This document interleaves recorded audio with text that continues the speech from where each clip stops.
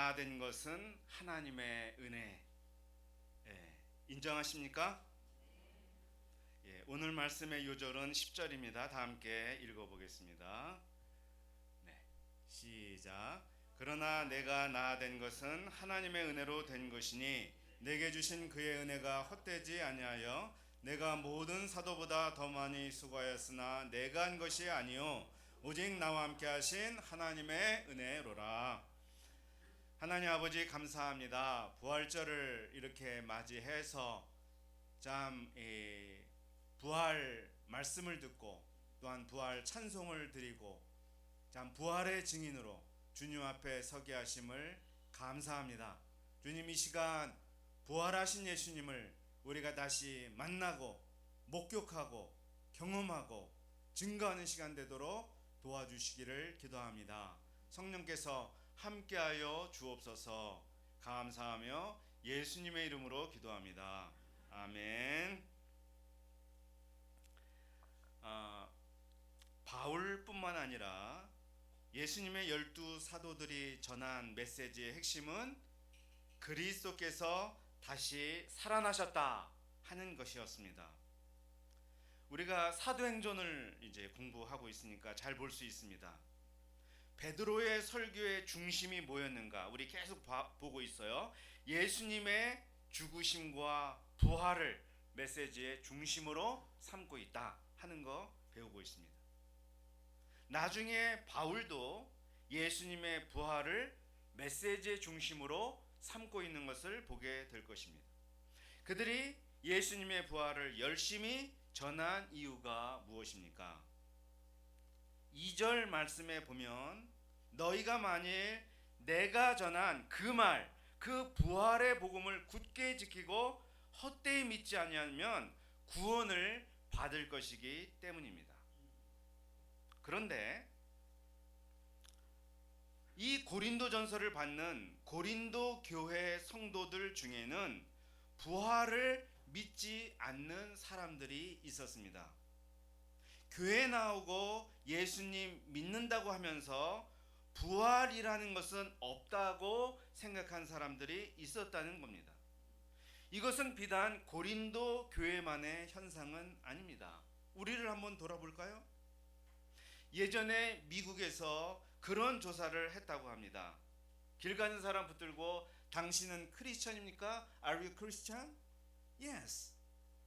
Do you believe in Jesus? 그럼 예수님 믿습니까? No. 크리스찬입니까? 할 땐 yes 하는데 예수님 믿습니까? 하면 no. 이게 뭐예요? 교회 예배에 참석하는 것과 예수님을 믿는 것은 다른 일이다 라는 얘기예요. 이처럼 아주 믿음의 스펙트럼이 참 다양합니다. 예수님이 십자가에서 죽은 것은 믿는데 다시 살아나는 건 믿지 못하겠다 하는 분도 있습니다. 사람이 한번 죽으면 끝이지 다시 살아나는 게 어디 있어? 이렇게 말하는 분도 있어요. 천국은 믿지만 지옥은 믿지 못하겠다 라고 말하는 분도 있습니다. 사랑의 하나님은 믿지만 심판의 하나님은 믿지 못하겠다 라고 말하는 분도 있습니다. 여러분은 어떻습니까? 이처럼 하나님과 예수님을 믿는다고 해서 좀 더 구체적으로 들어가 보면 자신이 믿는 하나님과 예수님이 참으로 다양할 수가 있습니다. 부활은 우리의 구원과 직접 관련이 있습니다. 그뿐만 아니라 예수님의 부활을 받아들이느냐 받아들이지 않느냐에 따라 그 사람의 삶의 방식과 태도가 달라집니다. 오늘 다루지는 않고 다음 주에 다룰 내용이지만 부활을 믿지 않으면 내일 죽을 터이니 먹고 마시자리라 하는 이런 사람들이 생겨납니다. 부활을 받아들이려면 먼저 예수님의 부활이 역사적 사실임을 인정해야 합니다. 예수님의 부활의 확실성이 없이 부활을 믿는 것은 있을 수가 없어요. 그래서 오늘 본문에서 바울은 예수님 부활이 확실하다, 부활의 진정성을 세 가지로 말씀하고 있습니다. 우리가 오늘은 부활의 의미를 다루지 않고 부활의 역사적 사실만을 다루겠습니다.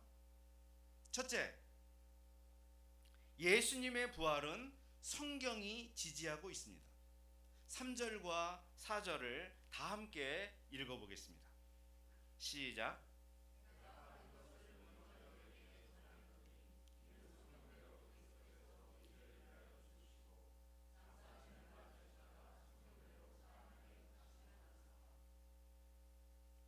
예수 그리스도가 죽고 부활한 것은 우연한 것이거나 즉흥적인 것이 아니고 성경에 약속된 사실이란 것을 여기서 바울은 밝히고 있습니다. 창세기 3장 15절부터 예수 그리스도가 이 땅에 오실 것이 약속이 되었습니다. 시편과 선지서와 많은 예언서가 메시아의 죽음과 부활을 예언하였습니다. 우리가 성경을 통해 부활을 믿는 것이지 과학을 통해 검증되었다거나 이성으로 이해되어서 믿는 것이 아니죠. 우리가 배웠지만 누가복음 24장에서 예수님은 부활하셨습니다. 엠마오로 내려가던 두 제자를 만나 그들에게 부활을 받아들이도록 도우셨습니다. 거기서 예수님이 사용하신 방법이 뭐예요? 부활한 자기 몸을 보여주는 그런 방식이 아니었습니다. 모세의 글에서부터 시작해서 성경에 자기에 대하여 기록한 모든 말씀을 가지고 부활을 설명해 주고 받아들이도록 도우셨습니다. 예수님은 부활한 당사자임에도 불구하고 시각적인 것이 먼저가 아니라 성경이 먼저였습니다. 이는 우리에게 다행입니다. 우리는 예수님을 시각적으로 보고 영접한 것이 아니라 성경 말씀으로 영접한 것이기 때문입니다. 당시 고린도 교회에서 예수님의 부활을 믿지 못하는 사람들이 있었다고 했습니다. 예수님의 죽음과 부활 사건이 있은 지 약 25년 후의 일이라고 학자들은 말합니다. 예수님의 죽음과 부활은 AD 30년경으로 보고요. 이 고린도전서 편지가 쓰여진 것이 약 55년으로 보면 25년 정도가 지난 거죠. 25년 정도만 지났어도 사람들은 흔들리는데, 신앙이 흔들리는데, 우리가 사는 지금은 몇 년이 지났어요? 2000년이 지났으니, 아니 보고 듣지도 못했는데 예수님에 대해 어떻게 흔들리지 않을 수가 있겠습니까? 시각을 비롯한 감각과 기억 기능이라는 것은 퇴색하고 변하는 거예요. 신앙 체험 경험도 중요하지만 그것도 변하는 거예요. 변하지 않는 유일한 게 뭐예요? 성경 기록입니다. 감각과 기억에 의존한 신앙보다 성경에 의존한 신앙이 확실한 것입니다.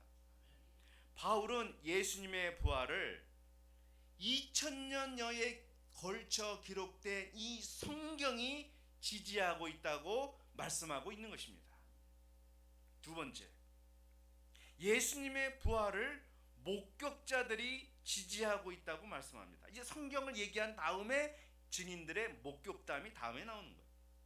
바울은 예수의 부활을 게바도 보았고, 베드로죠, 12제자도 보았다고 말씀합니다. 물론 복음서에 다 나오는 얘기죠. 6절을 보면 500여 형제도 동시에 봤다고 말합니다. 아니 500명의 형제들이 부활을 동시에 봤는데 그게 어떻게 거짓일 수 있어요? 뭐 집단 체면이나 환각으로 가능한 얘기예요? 그 중에 한 명이라도 제정신인 사람이 없었단 말이에요? 그 후에 야고보에게 보이시고 모든 사도에게 보이셨다고 말씀합니다. 특히 여기 나오는 야고보는 예수님의 동생 야고보를 가리키는데요. 그는 예수님을 믿지 않던 동생이었어요. 이런 그가 나중에 예루살렘 교회 당회장이 되고 야고보서를 집필한 성경 저자가 되었습니다. 바울이 이 편지를 쓸 당시에 부활을 목격한 사람의 대다수는 살아 있었고요. 어떤 사람은 잠들었다고 표현합니다. 지금이라도 살아있는 목격자들을 내가 얼마든지 소환할 수 있다는 것입니다. 당시 교회를 핍박했던 유대인들은 부활을 제자들이 꾸며낸 이야기로 몰아가고자 했습니다. 그러나 그런 증거도 없었을 뿐만 아니라 제자 대다수가 목숨을 내놓기까지 하며 부활을 전파했습니다. 12사도는요, 이집트, 로마, 심지어는 인도에까지 가서 부활을 전하다 순교한 것으로 알려져 있습니다.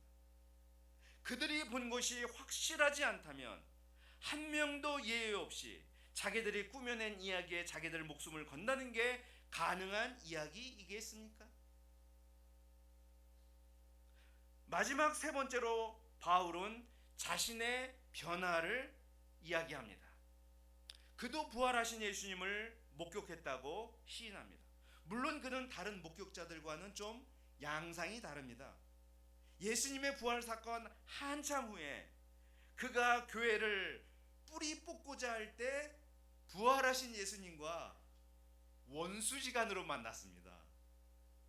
예수님을 위해 충성하다가 부활하신 예수님을 만난 게 아니라 대적하다가 만났기에 그것만 생각하면 한없이 죄송한 마음이 들었던 것 같습니다.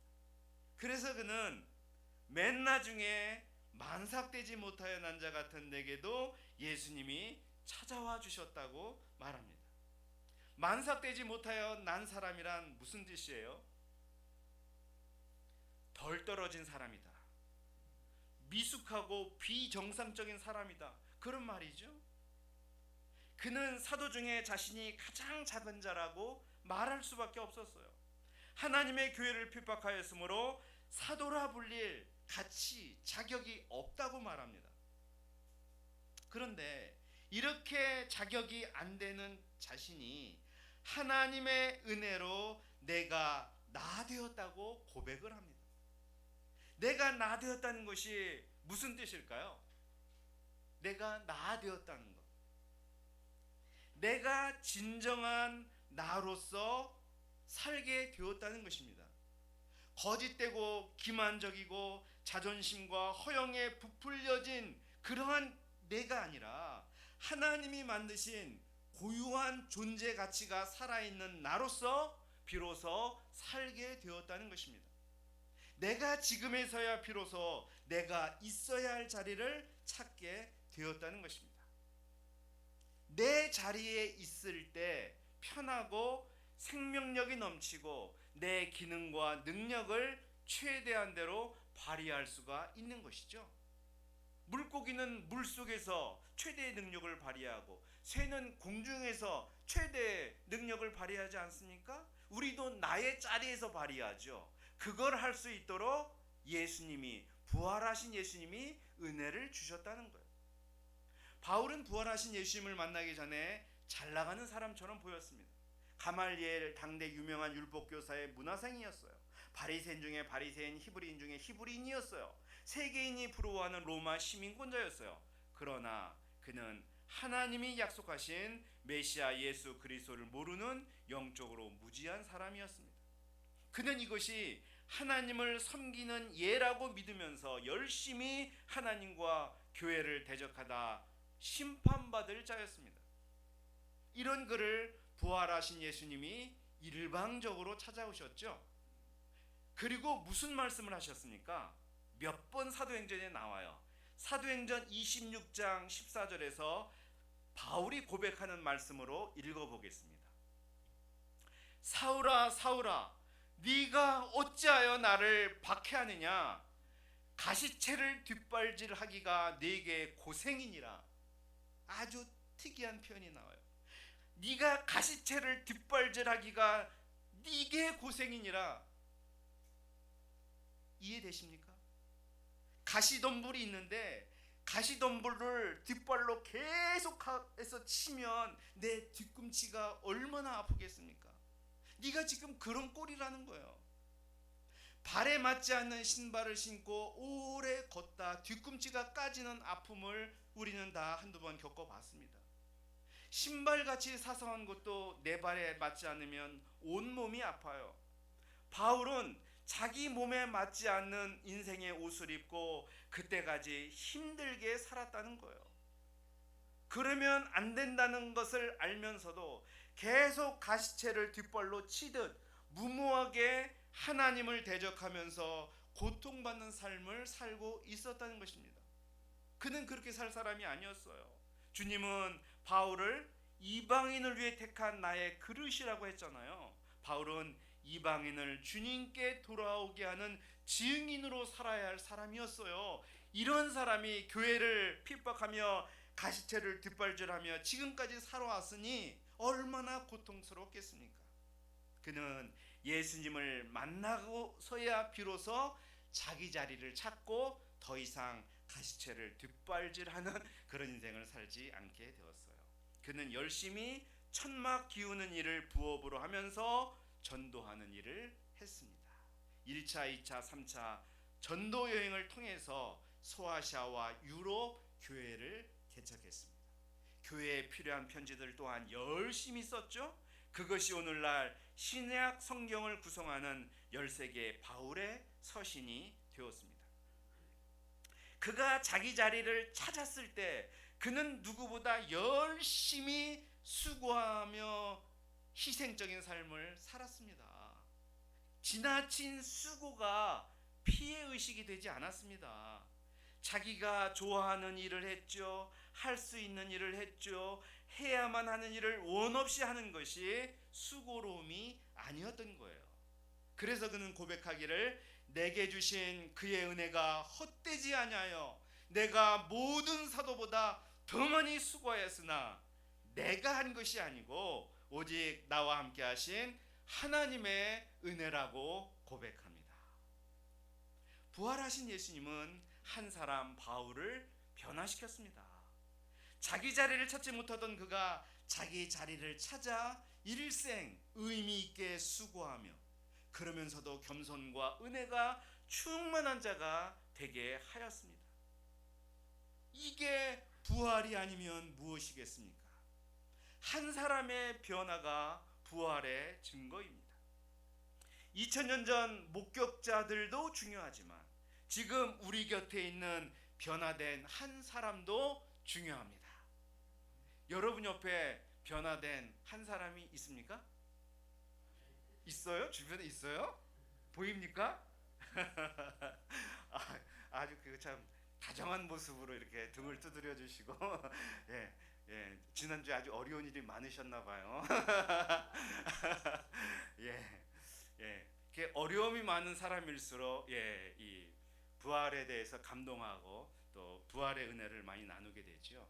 저는 우리 박진홍 목자를 보면 변화된 한 증인이 아닌가 하는 생각을 하게 됩니다.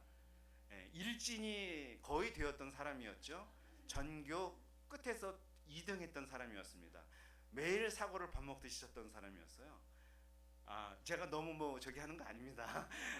디스하는 거 아니에요. 근데 이런 그가 예수님을 만나고 정말 놀랍게 변화됐어요. 이렇게 청년을 위해서 간절히 기도하고 이렇게 물질적으로도 베풀고 이렇게 하는 사람이 되었어요. 참 이런 것이 부활의 증거입니다.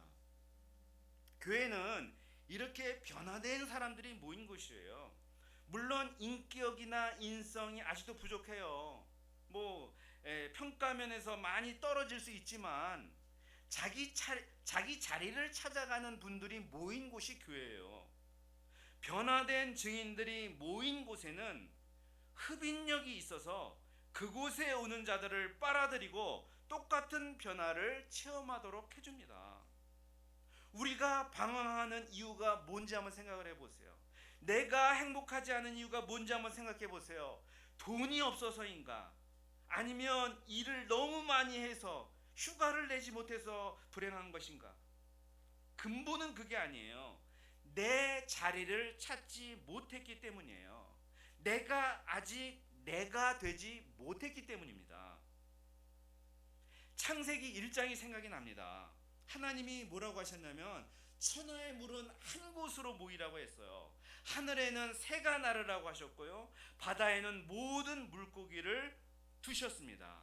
땅에는 씨 가진 열매, 각종 과목이 자라나도록 하셨어요. 만물에게 각자 고유의 자리를 지정해 주셨습니다. 사람에게도 에덴 동산이라는 자리, 아래로는 만물을 다스리고 위로는 하나님을 섬기는 자리를 주셨습니다. 죄는요, 자기 자리를 잃어버리도록 만들었어요.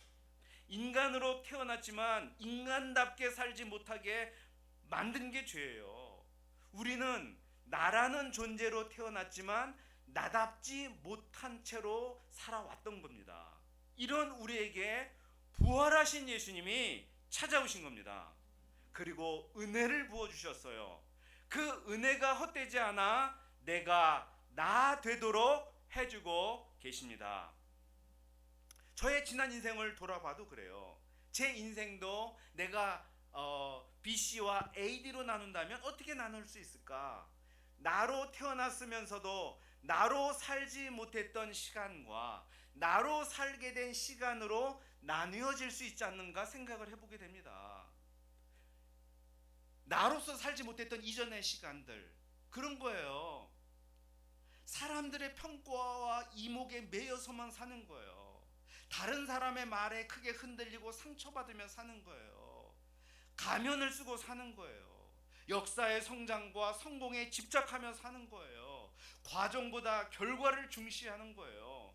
무엇이 어떻게 되느냐보다도 내가 무엇을 얻었느냐에 매달리는 거예요. 이것은 전부 예수님이 바울에게 하신 말씀처럼 열심히 가시채를 뒷발질하는 삶이에요. 그래서 그런 삶은 처음에는 영화로운 것 같다가 뒤에는 쓸쓸해져요.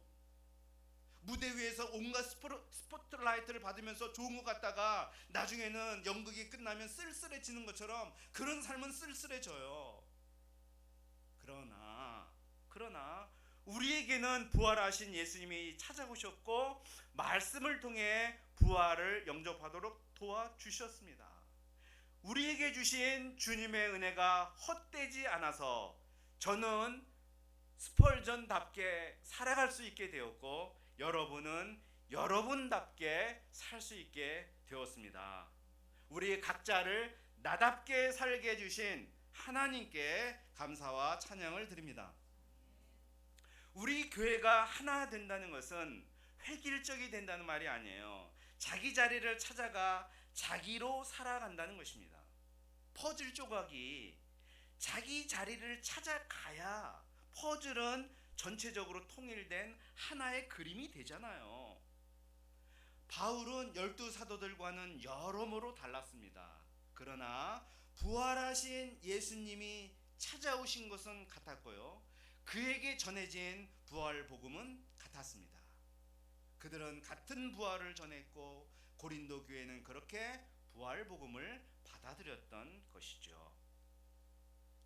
오늘 말씀은 부활이 없다고 하는 사람들을 염두에 두고 바울이 부활의 확실성을 예수님의 부활로 설명하는 부분이었습니다. 우리가 보는 성경이 예수님의 부활을 증거합니다. 많은 목격자들이 부활을 증거합니다. 무엇보다 바울 한 사람의 변화가 부활을 증거하고 있습니다. 바울처럼 오늘 그 변화된 한 사람의 자리에 여러분이 서기를 원하십니까? 주의 은혜가 헛되지 않아 내가 나로서 살아가는 부활의 증인들이 여러분 모두가 되시기를 주님의 이름으로 축원합니다. 기도하겠습니다. 하나님 아버지 감사합니다. 오늘 말씀을 통해서 참 부활이 멀리 있는 것이 아니요 성경에 있고 증인들의 증언에 있고 그리고 내 옆에 변화된 한 사람의 삶 안에 있는 것을 알려주셔서 감사합니다. 이제는 우리가 바울이 변화되었던 그 자리에 우리가 서고 우리가 퍼즐의 한 조각이 되기를 원합니다. 내가 하나님이 뜻하신 나답게 진정 살기를 원합니다. 그래서 나를 통해 주님의 부활의 복음이 증거될 수 있도록 도와주시옵소서. 감사하며 예수님의 이름으로 기도합니다.